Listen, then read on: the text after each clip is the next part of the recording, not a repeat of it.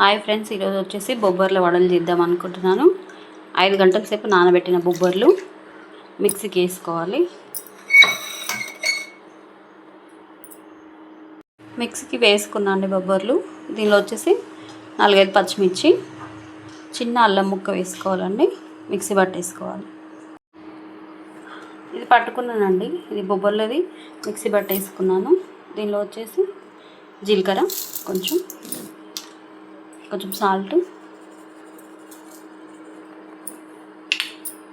కొంచెం కొత్తిమీర, కరివేపాకు, కట్ చేసి పెట్టుకున్న ఆనియన్స్ అన్నీ వేసి మంచిగా కలుపుకోవాలండి. అన్నీ మిక్స్ అయ్యేటట్టు కలుపుకోవాలండి. స్టవ్ ముట్టించుకోవాలండి. ప్యాన్ పెట్టుకోవాలండి.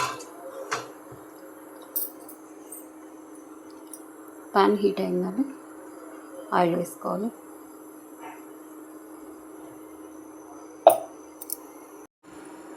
ఆయిల్ హీట్ అయిందండి. ఇలా చేతితో నొక్కొని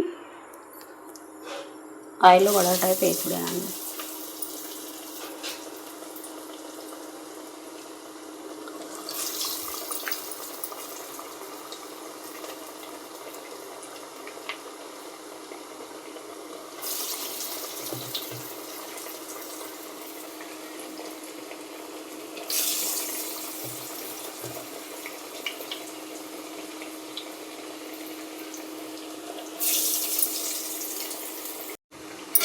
ఇలా ఒకసారి అన్ని టర్న్ చేసుకోవాలండి. మంచిగా వేపుకోవాలి 2 వైపులా.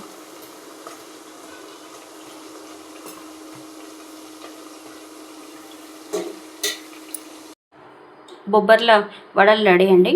టేస్ట్ ఎలా ఉన్నాయో చూద్దామండి. టేస్ట్ వచ్చేసి సూపర్ అండి.